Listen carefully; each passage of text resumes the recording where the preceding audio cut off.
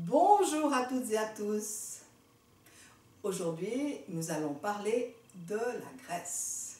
La dernière fois, c'était le sucre, si vous vous souvenez, une famille qu'on appelle les glucides. Aujourd'hui, nous allons parler de la graisse, une famille qu'on appelle les lipides. Et la graisse est très importante comme quantité dans notre corps. Souvent, nous en avons d'ailleurs trop.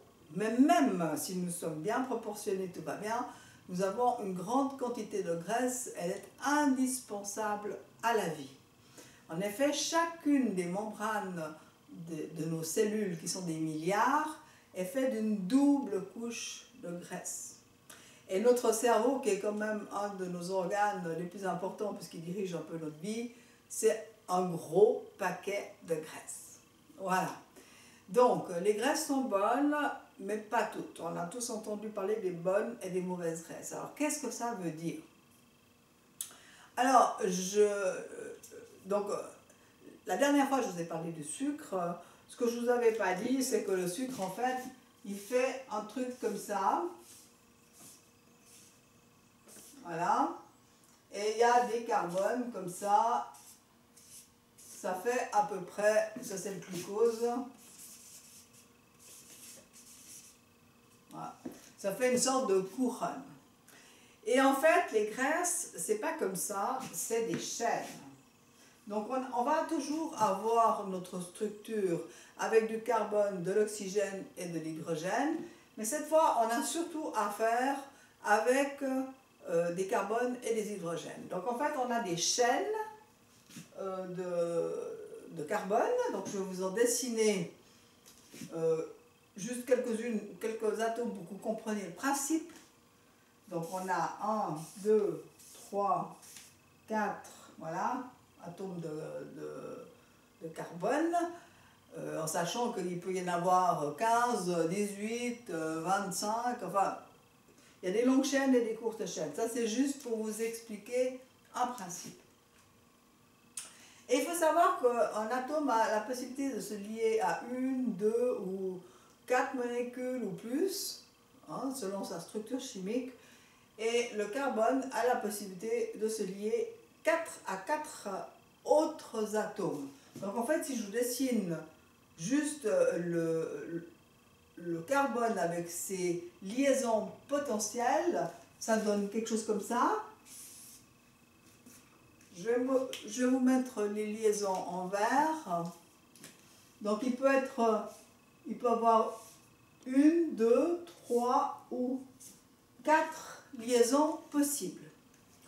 Donc là, maintenant, si on veut lier ces atomes de carbone entre eux,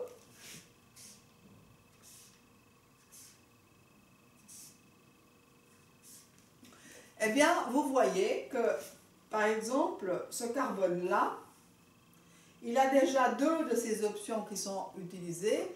Donc en fait, il ne reste plus que 2 autres. Celui-là aussi. Il n'a pas... Ça fait 1, 2, 3, 4. Là, ça fait 1, 2, 3, 4. C'est pas possible de rajouter. Hein? Donc là aussi.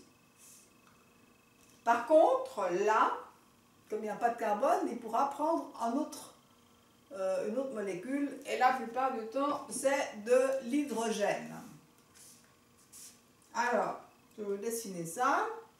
Donc là, hydrogène, on l'abrège par H.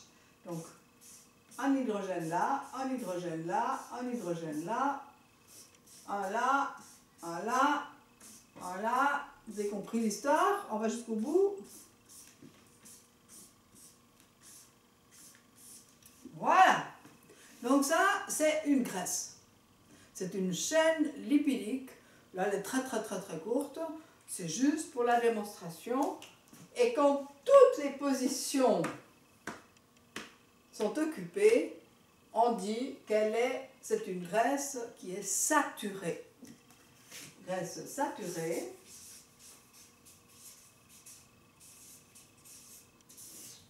On ne peut pas rajouter quoi que ce soit. Donc ça, c'est une graisse qui est en fait solide. Solide. C'est une graisse solide. Je vais prendre exemple du bleu, c'est une graisse qui est solide.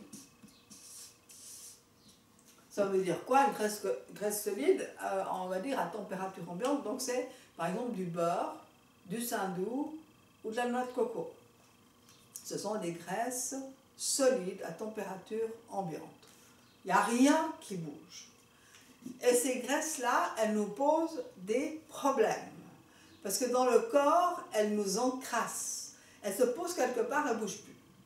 Et quand elles se posent à l'intérieur de nos vaisseaux, eh bien, ça nous bouge, nos vaisseaux sanguins, nos artères, ça peut nous faire des infarctus ou des AVC, enfin plein de problématiques cardiovasculaires parce que, en fait, les tuyaux sont bouchés par ces graisses saturées. Donc, attention à la cuisine au beurre. Maintenant, je vais vous dessiner la différence avec les huiles.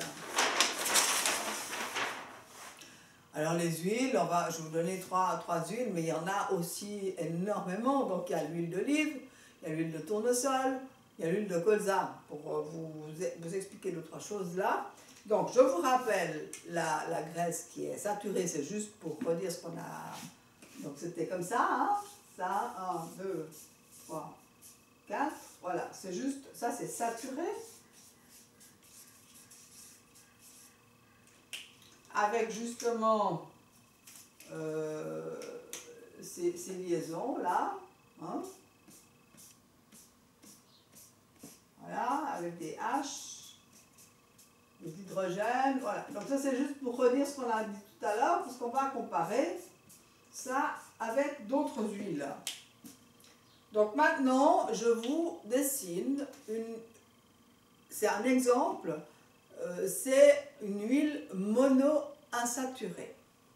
Donc, c'est ça, ça, ça, ça, ça c'est monoinsaturé.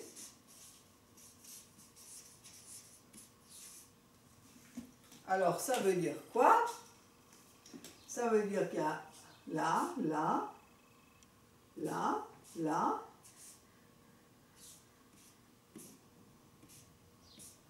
Voilà. On imagine les H partout.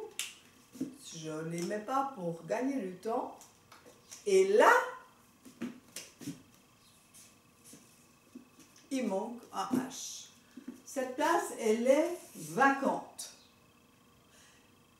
Et l'endroit où la place est vacante, on appelle ça le positionnement oméga. Alors ça peut se dessiner comme ça, l'oméga, mais bon voilà, ça c'est par exemple une oméga, une monoinsaturée oméga 9. Voilà, je vous mets là, par exemple, ça ce serait le 9e atome de carbone. Je vous rappelle que ça c'est uniquement fait pour vous expliquer un schéma, je n'écris pas tout. Donc là, la oméga 9, c'est l'huile d'olive. Ok? Et quand on a de nouveau des chaînes comme ça, et qu'on a plusieurs endroits qui sont libres, par exemple, on appelle ça des polyinsaturés. Polyinsaturés.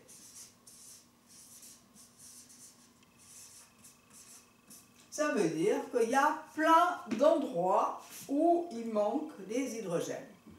Et ça pourra être oméga 9, ça peut être oméga 6, ça peut être oméga 3.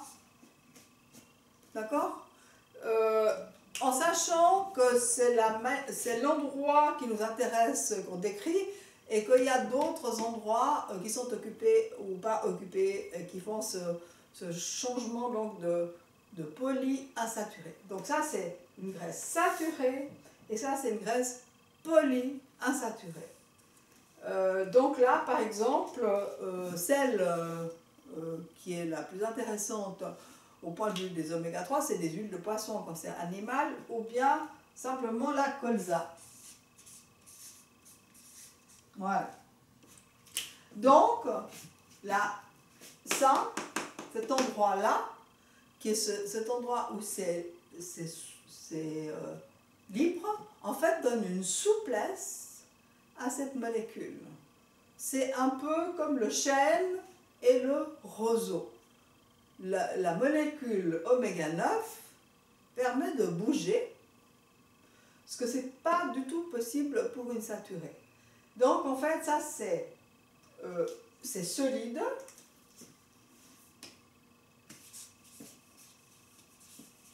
Et là, ça devient fluide. Ça, c'est une graisse dure. Et ça, c'est de l'huile. Alors, graisse dure. Et ça devient de l'huile. Et là, vous comprenez l'intérêt de faire de la cuisine à l'huile plutôt qu'au beurre, plutôt qu'au sando, plutôt que même à l'huile de coco. Hein. En fait, pour résumer ce que je suis en train de vous dire, il faut utiliser la graisse d'olive pour cuire parce qu'elle est extrêmement stable et la graisse de colza, par exemple, pour assaisonner nos salades parce qu'elle est très instable mais elle est très intéressante au niveau biologique. Plus elle est instable, plus elle est intéressante au niveau biologique parce qu'elle peut faire plein de choses, mais plus elle est fragile et plus elle peut s'abîmer. Donc évidemment, il ne faut jamais cuire une huile de colza quand elle est pressée à froid. Donc en fait, les oméga 3 doivent être pressés à froid, c'est-à-dire on ne les a pas chauffés pour extraire de l'huile. Et l'huile d'olive, elle est relativement stable, elle supporte la cuisson. Donc c'est juste ça que vous avez besoin de comprendre. Et la dernière chose que je voulais vous dire, c'est que les industriels qui nous fabriquent des plats tout faits, il n'y a plus qu'à chauffer, ils utilisent beaucoup des huiles comme ça, mais ils vont les hydrogéner, c'est-à-dire ils vont leur rajouter des molécules d'hydrogène pour éviter que ça rancisse, parce que les polyinsaturés, ils ont tendance à rancir, et donc ça n'a pas une bonne odeur, donc en fait ils vont les hydrogéner, mais du coup ils vont les abîmer. Et quand on a un processus d'hydrogénation, en fait, l'hydrogénation, ça veut dire qu'on va rajouter des atomes d'hydrogène pour stabiliser, eh bien, ça va fausser la structure de l'huile de base et elle va devenir trans. En fait, ce sont les définitions chimiques dont je vous passe les détails. Quand c'est au sens naturel, elles ont une certaine forme et quand elles sont hydrogénées, elles prennent la forme opposée. Et ça, c'est des très très très mauvais produits parce qu'ils sont hyper inflammatoires. Voilà, donc je dis juste, les graisses saturées sont pro-inflammatoires, les graisses polyinsaturées qui ne sont pas abîmées sont extrêmement anti-inflammatoires. Et puis entre deux, on peut utiliser l'huile d'olive qui est une huile extrêmement stable et qui ne va pas s'altérer. Voilà, j'espère que ça vous a aidé et que vous allez dorénavant faire attention à quels sont les corps gras que vous utilisez. Mettez des pouces, invitez les gens, faites suivre, partagez, laissez des commentaires et je vous retrouve la prochaine fois pour vous parler de la graisse abdominale qui est un très gros problème. À tout bientôt, au revoir.